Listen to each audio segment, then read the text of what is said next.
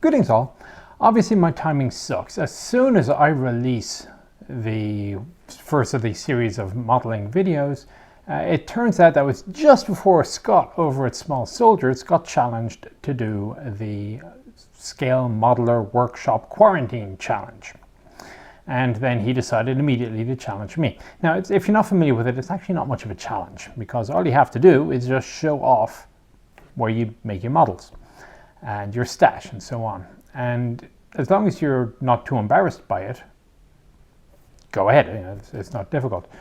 Now, fortunately, I'm embarrassed by very little, normally, and I really don't care. And if you look at the other channels that have done this so far, you'll find that they're modeler's dream. Here's my entire modeling workshop area. Here's where I have all my paints numerically categorized by type and color and number.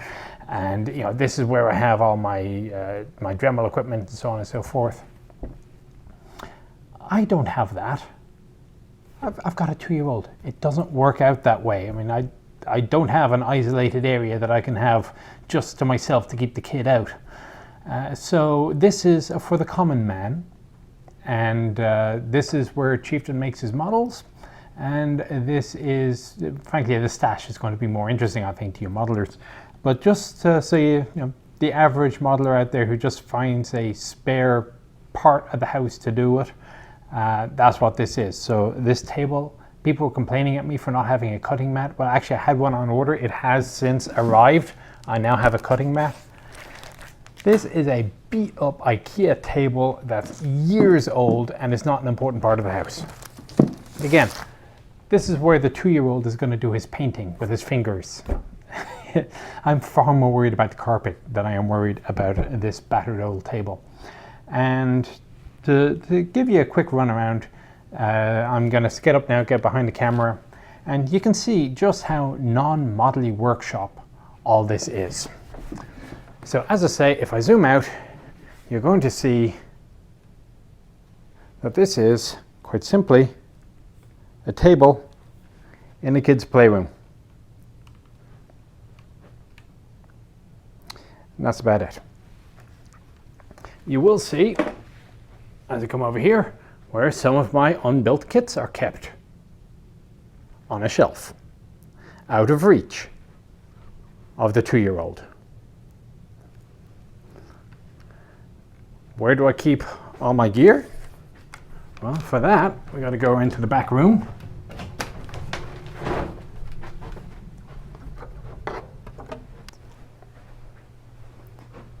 All my gear is kept in a bedroom, one that's not used too often. And if I open up the closet with the spare iron and the coat racks for everybody that shows up, you see where I keep most of the equipment, not the models, just the equipment.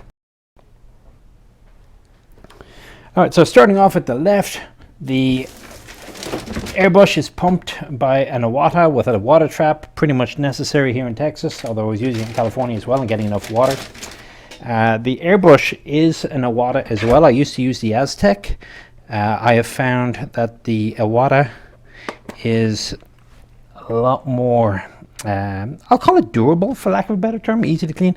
The Aztec certainly had a couple of nice features, such as the interchangeable nozzles for different spray types.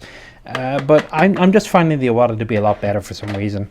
Not that the Aztec is bad, but anyway. The paint booth has been assembled. As you can see, it's nice and big. I have to use the dryer ducting to get the exhaust to a window. Moving over to some of the other stash I have. So this is my wonderful filing system for paint. The turntable, a bit of spare parts in there, a bit more paint. I have found these Tamiya rattle cans are astonishingly good. I mean, obviously you're not going to be doing fine detail, but for a base coat or a primer or sometimes what I'll do is just do a quick spray paint just to see where the blemishes are as I've made it, because if your your seam is a bit off or something like that, the first coat of paint is what will show it to you. So if you're doing large areas or you don't really care too much, I have to say I've been very pleasantly surprised by these. And in here I've got, yeah, future floor polish. It's, you know, crystal clear, micro flat, micro set, solva set, thinner, things like that. Actually, I should have somewhere a bunch of spare decals, I think. Yeah. Wherever it is that they got to. Oh, I think it's gone in here. So various tools, spare blades, sprue, and yeah, some various spare decals of things I might want to actually get around to modeling. Irish decals, dry transfers, Aer Lingus. I had a couple of Aer Lingus models. We'll come back to these Irish ones in a bit.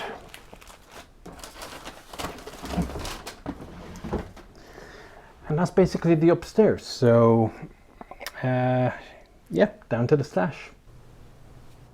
Continuing on with the theme, in my actual office, the camera would ordinarily be located here and the background is to my left. And this is the closet of this one. It used to be a bedroom, as we can tell, before the previous owners turned it into an office. Works for me, I needed an office. But within the closet, you'll see two things. One is all my old uniforms, and current ones as well, and down at the bottom is the stash. So the best way for me to deal with this, I think, is to just sit down on the floor and work my way through it, and if nothing else, it'll be a reminder to myself as to what it is that I have in here that I, for some reason, thought I might actually eventually get around to building. Right, so here we go, and we'll get this big one out of the way first. This Mogami I showed you before in the first ranting video. Now this is an interesting one. This is a Type 64 and was sent to me by a viewer, and so as a result it's going more towards the front of the list. Taiwanese Type 64, it's basically you take an M41 and you stick an M18 turret on the top.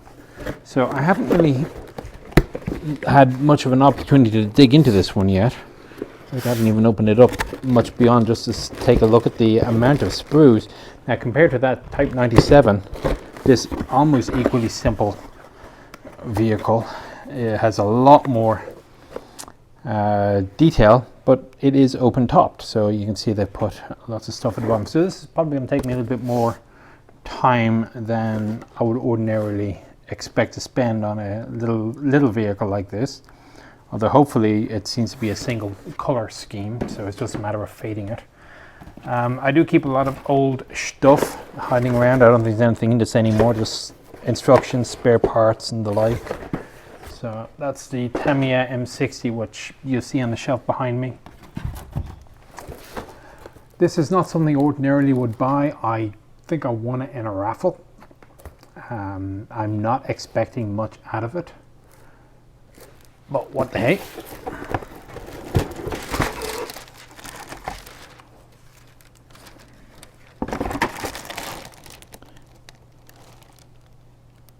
Oh, I got to put ballast in it. What do I do with ballast in it? Is it going to float? Seems simple.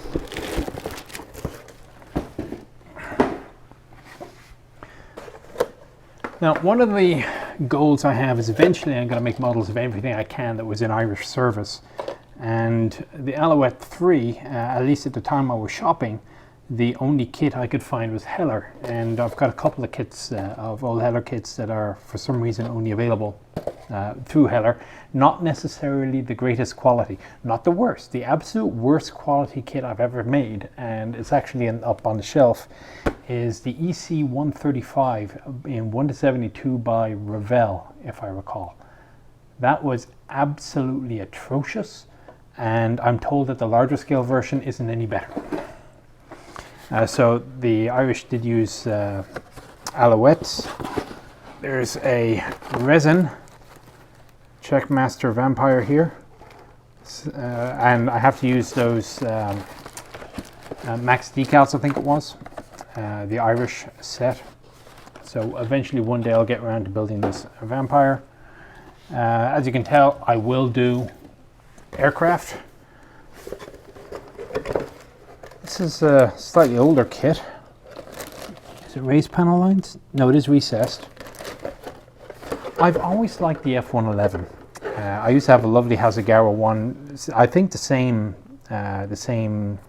series, complete with the lowered flaps of an F-111E or F in the Vietnam scheme. I've no idea what happened to that kit. There was like 3 phases of kits I had. The first one before I really got into doing it properly when I was young. Then there was a second phase that was actually pretty reasonable, but they've all vanished. And now there's a third phase that, I mean, really, I don't know where they went. Striker ICV by Trumpeter. Revision with changes. That's not reassuring. This would be a fair kit. A little bit of photo etch. Not entirely sure why I got it. Maybe I will leave it for one day when I finally do lose my mind and go with the Bar Armor photo etch editions. I think this was given to me by my now 10-year-old daughter, and it comes complete with paint.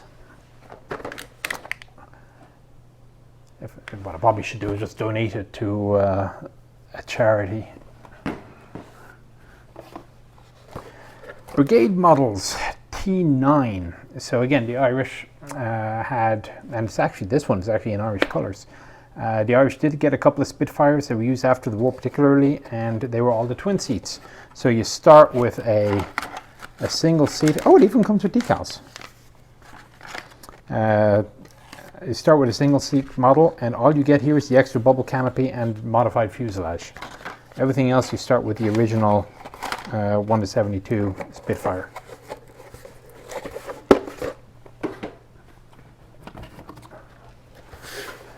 Now, if I recall, this Lav 25 was the first of my let's give it a crack in Afghanistan. And I did start putting it together, and I think I've lost a few pieces. I shipped myself a couple of kits when I was in Afghanistan to keep myself going. Unfortunately, and I kind of knew this at the time, the kits don't necessarily survive shipping, so it was something for me to do, and maybe one day I will get around to actually finishing them off. I think what I'm going to end up doing is I'm going to start alternating finishing one and then making a new one, finishing another, making a new one, and repairing one. So this Trumpeter is going, 25 is going to be one of them. I have no idea how I ended up with these.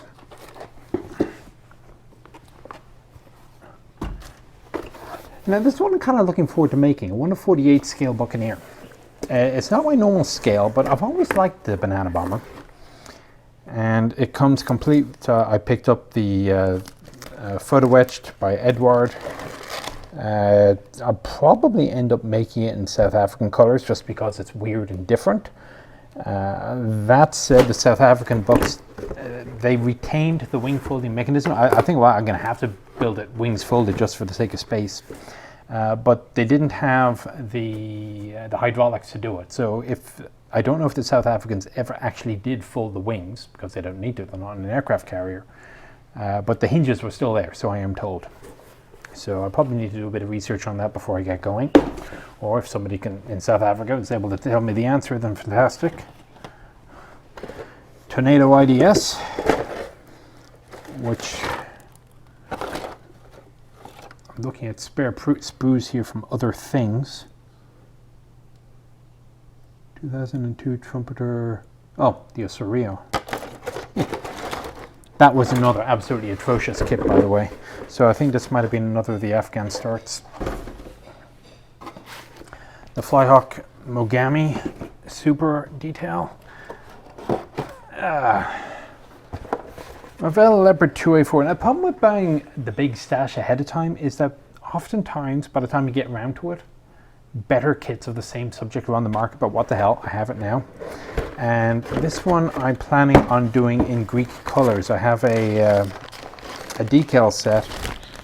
This actually looks fairly simple. Oh, it's extremely simple. I'm looking at all the things that, like the driver's hatch, which are ordinarily separate pieces, the radiator fan and so on. But the Greeks have a very interesting color scheme. In fact, the Leopards, if you look at them in the wrong light, practically red. For, I don't know if it's Georgia clay or Mars, but it's a very interesting color scheme, and because I'm half Greek, why not? Super details, accessories for the NM1. You will note there is no M1 that I've made on the shelf. I do plan on fixing that. I started the 1-350 Enterprise. That one died a horrible death in travel from Europe, and so all I have left now is the aircraft. I don't know if I'll ever get around to finish trying it again. So the first vehicle that I started a trainer's course for, I didn't fit in the driver's seat, so I was taken off the driver's course immediately. The Panhard AML 60.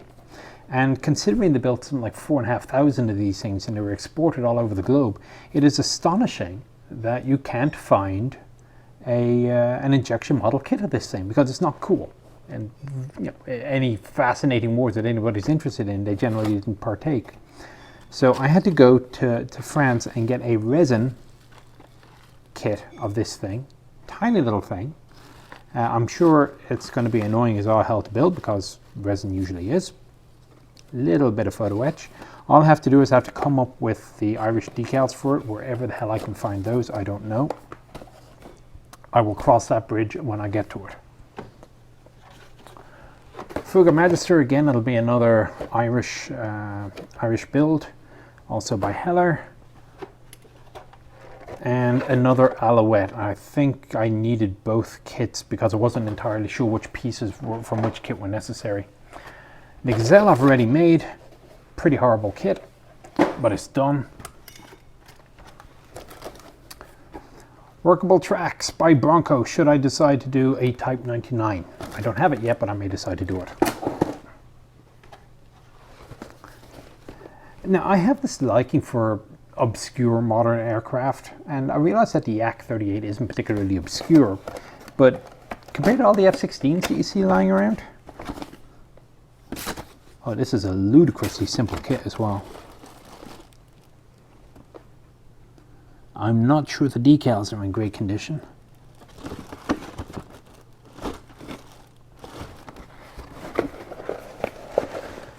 If the parts fit, they should be simple. Another Vampire, possibly before I got the resin one. So this is going to be the donor Spitfire for the T9.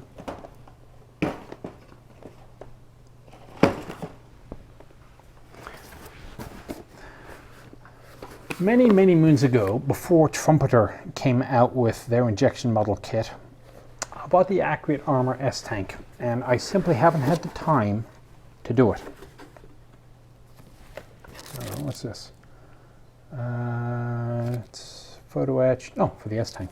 For the Trumpeter kit. Really? Now, this is the sort of track links I like. So the straight bits are all molded together. You only have to put together the curves. So it actually doesn't seem to be all that complicated. For white metal wheels. The main problem, I guess, is that it doesn't come with decals. So I would need to come up with the decals for it. The blue and yellow S-Tank on my shelf is a Trumpeter one as well, and I'm wondering why I did not use the photo etch when I made it. Well, maybe I can use it on this Accurate Armor one. Yeah, another Vampire. I don't know what I'm going to do with these Vampires. And this, I believe, was another gift from somebody. You will, in at least one of my past videos, have seen me wearing a Jordan shirt. Well, I have to, I'm Irish. And this is the vehicle, if I recall, that they started out with. And I think Schumacher did his first race in this.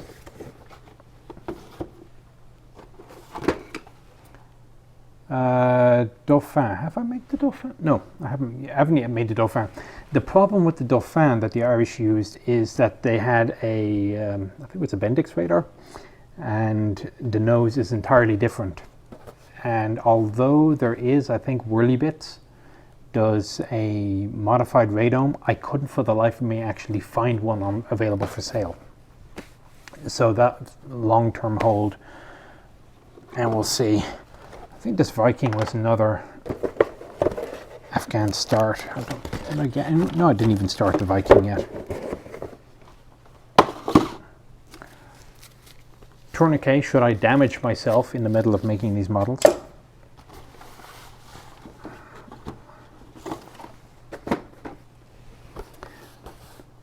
A 1 to 700 Udloy.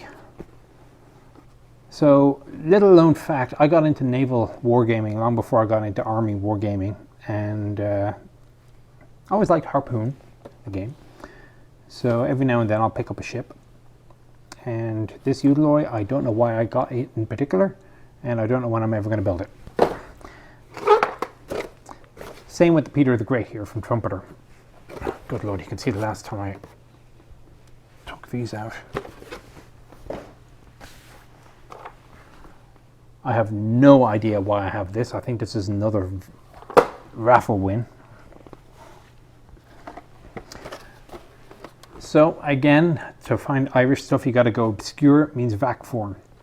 So in this case, if you don't know what vac form is, you actually have to cut the pieces out from the basic piece of plastic, then you file them down. Hopefully you file them down flat. I'm sure this is going to be a miserable build.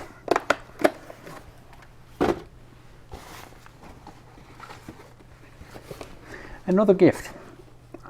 Like me, I can't remember who actually gave these to me. But at least the Mark 6 light is a little bit different, and I'm probably going to build it in the green colors because everybody always builds them in desert.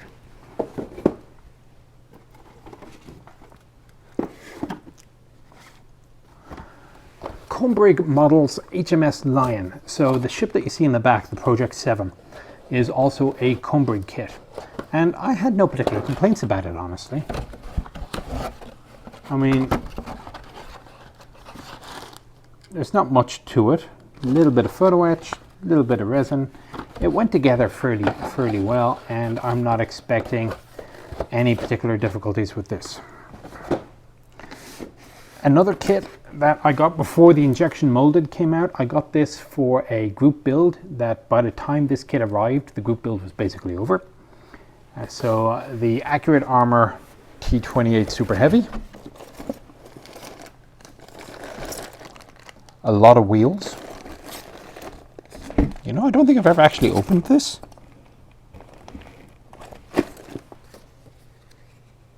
Huh. Comes with photo etch, and it does have decals. Really have to drill out the muzzle brake. That could be ugly.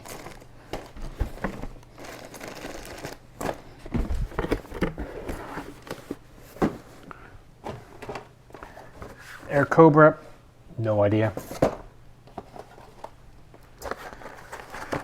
I presume Hasegawa still make these additional weapons, should you not like what comes in the kit. Free Kuwait A4 Skyhawk. And the first thing I see is an E2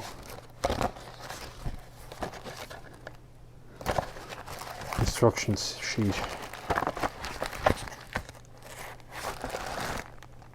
Maybe I should get back into doing airplanes. He seems so much simpler. A lot of the desert color schemes I've always very much liked. There was a photo I saw once in a reference book many moons ago of an Iranian Air Force F-14 in the first color scheme that it was delivered with, but they hadn't been delivered yet, so they still had American roundels on the side. And it's a beautiful color scheme, and with the American roundels nice and colorful, it's an attention getter. So one day I will go with that. I picked this up at like a garage sale or something. This is it's almost like these panel lines were scribed by people, because I can see overruns into other panel lines where they shouldn't be. I'm going to use lots of crystal clear, I guess, for the glass. I mean, God knows how old this kit is. And if the decals work, that's going to be another matter entirely. Corvette 06, I don't know why. Trumpeter helmet. Now I had grand plans of doing a diorama with M1s, and this helmet was involved. It's another of the Afghan series, and the actual truck itself isn't in here, just some of the sprues. I'm sure I'll find it somewhere else, or at least parts of it somewhere else. Same with this M51 by Dragon. This one I am fairly sure there are missing parts and I will never be able to completely finish it.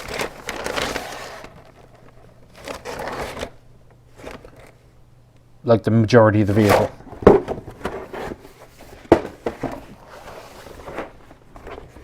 This should be just spare parts. Again, so I said I used to play Harpoon. So I had little ships for Harpoon. And I had quite a good navy. Here's a 50 USS Princeton.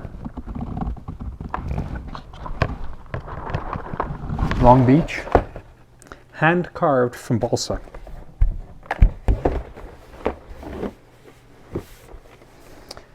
I haven't played an actual miniatures game of Harpoon in years. Should be more spare parts. Oh, lots of spare parts.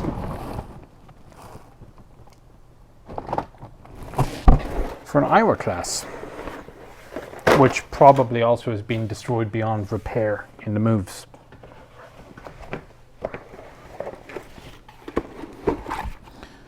This is definitely just spare parts and stuff.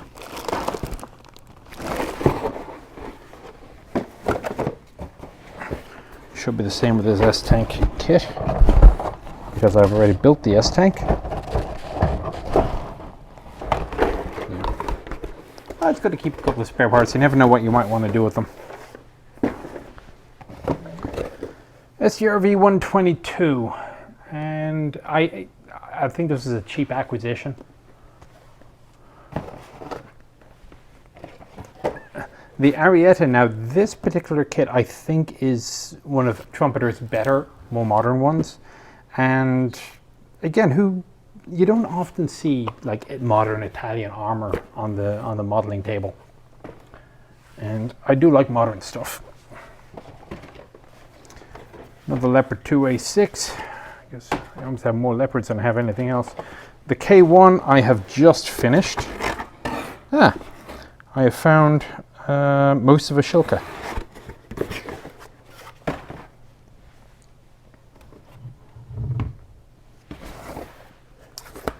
HMS Cleopatra, Leander class frigate.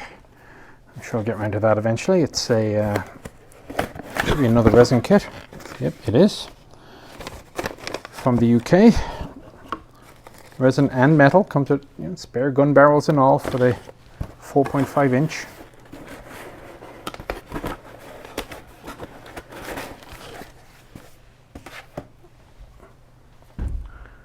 And on the other side,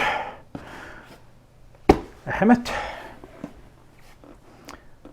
Well, let me get this out of the way here, hang on.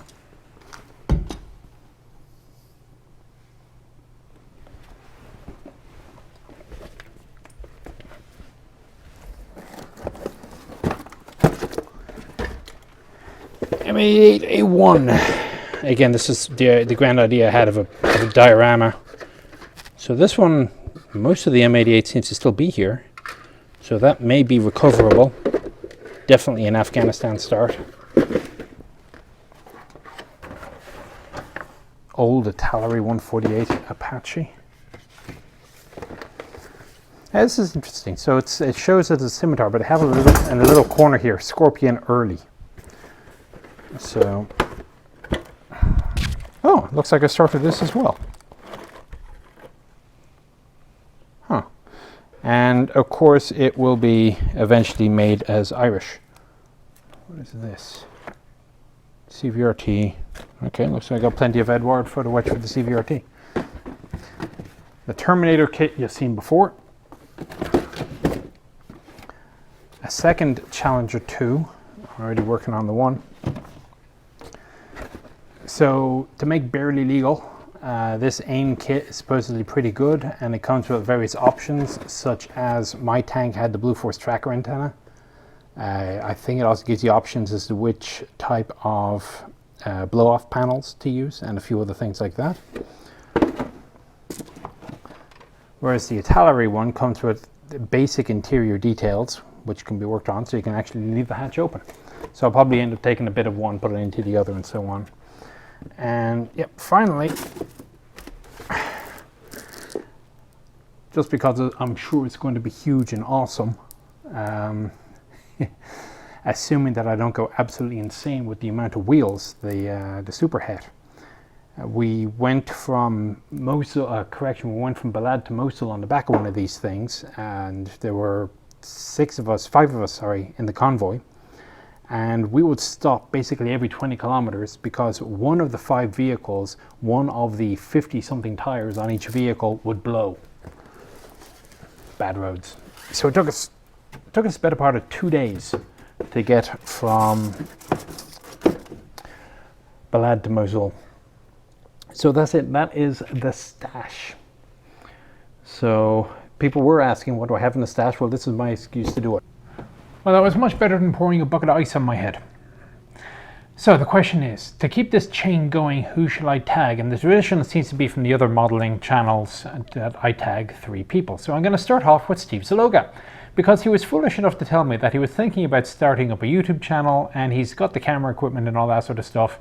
And so why not? This is a great excuse for you to get going. If you don't know, Steve Zaloga isn't only well known for his books, he is actually a pretty damn good modeler as well. Person number 2, Clifton Smith. And I got to figure out how to actually let you know I've tagged you. Clifton is a modeler of static cars, civilian cars. And the reason I tag him is, well, he's in my local club. And tag number 3, and this is out there, but what the hell, Jim Starkweather over at Kitmaker Network thinks that I have the clout to pull this off. Adam Savage over at Tested, who, believe it or not, actually makes scale models as well. I think he's currently working his way through an Ecto 1. So in the hope that my 150,000 subscribers is enough to grab his attention, Adam, you're up. And failing that, well, Jim, it falls on you anyway. Give it 1 week. If Adam says no, then Jim, it's on to you. Or more likely if Adam just ignores me entirely.